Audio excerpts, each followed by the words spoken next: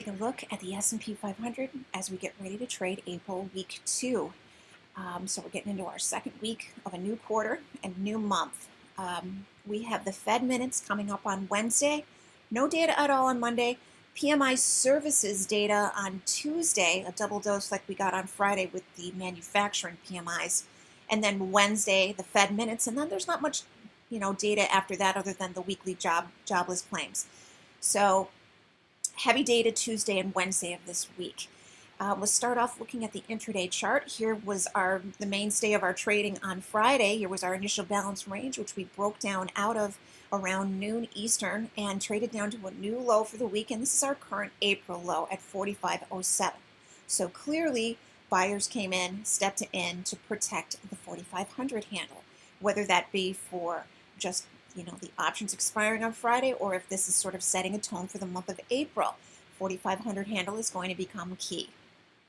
Bounced back up to the 10 and 100-day simple moving averages, tried to make a failure out of that, but held at the January halfway back, that key line in the sand, that sort of shelf of support at the 45.20 level, and bounced off of this to close back green on the day, taking back the open, taking back the 10 and the 100-day, closing the week out April week 1 back above the 100-day after losing this early in the morning and being sort of unable to regain it all day long until the final minutes.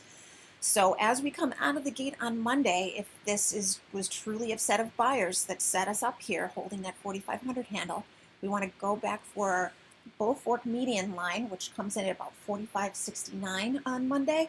And then right above that is the halfway back of the week we just traded at 45.72 and change. So that's, you can see we've got our 200 line there as well. So this is going to be our target out of the gate on Monday to get through this stuff and hold and then go back after 4,600. We have a close that was on Wednesday the 30th, the day before the final day of the month and quarter at 46.02. So we're sort of shooting for this ultimately as our target. And then we'll see what happens there. Maybe we meet up with some sellers there. And I'll show you why when we take a look at the options at the end of the video. Okay, and when we look at our simplified daily chart, you can see that we took a nice big leap over the median line of our bull fork this week and took a look above the February highs. But this is where sellers kicked it into gear and brought us back down to meet the 100 and the 10-day simple moving averages. But as you can see, we really didn't get that big juicy sell-off and close below this set of SMAs that are crossing each other or about to cross each other. Instead, we returned, we reversed, returned, and closed back above it to end the week. So my feeling is that we're probably going to see these two SMAs crossing on Monday's open, and then not only that, but we have a 20-day crossing up through the 50-day down below us.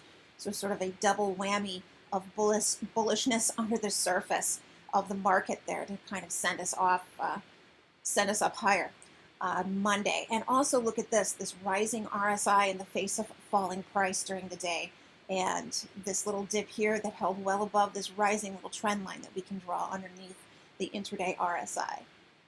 So let's see if those buyers still stick to it on Monday and let these crosses pull through, or do they treat them as an overbought event and send us back lower towards maybe 44.50 or so. Anyway, let's take a closer look here also at the roadmap. So when we come out of the gate on Monday, like I said before, ultimately we're going after this 45.72 halfway back on the week we just traded, and our median line is just below this on the way there. And through that we go back to 4,600, and if we get past 4,600, we take another stab at our high that we set last week at the 46.37 handle. If we come out of the gate week, we're looking for Friday's low to hold at that 45.07 mark, or at least the 4,500 level to hold. And if that all goes down, then we have our 200-day, and if that goes down, we have a gap to fill down here at the 44.50s.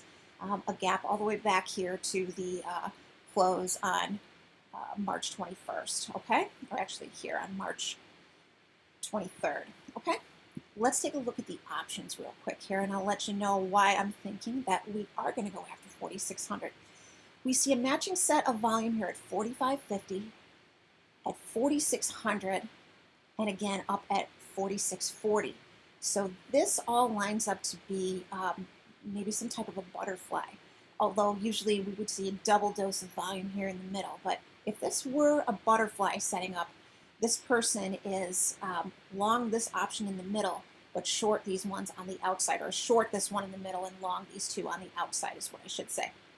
So basically in that kind of a trade, they're going after this option that's set up in the middle, this 4,600. So to my mind, they're going after 4,600, and if there isn't enough juice in the market to take us over and up to 4,640, which would get us towards that high that we set last week at 4,637, then, you know, by all means, we'll fail here and we'll fall backwards back towards 45.50. Over on the put side, you can see this 6,000 volume shows up again here at the 44.50 handle. I'm sorry, 44.50 strike, and that rhymes with filling in that gap here at the 44.50s. This one back to the close on the 23rd. So if everything fails at 4,600, maybe we're going to see a pullback all the way down here to 44.50 by way of breaking down below that 4,500 handle that we saw support come in at on Friday. Okay, so those are some thoughts as far as reading into the tea leaves here with the option volume.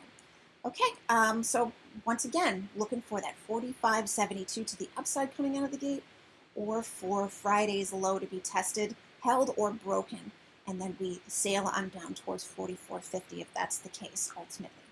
Okay, hope this video helped you out and gave you a good idea of where we're at and what's going on next week. Don't forget, we got Fed minutes on Wednesday. So if that race to 4,600 is going to play out, maybe that's setting up to happen by Wednesday, or maybe the end of the day Tuesday, and then we read the Fed minutes on Wednesday, and maybe everything kind of falls apart after that, or everybody gets real happy and we go up for a new high instead. We'll see how that all plays out. Okay, have a great rest of your weekend. As always, good luck and good trading.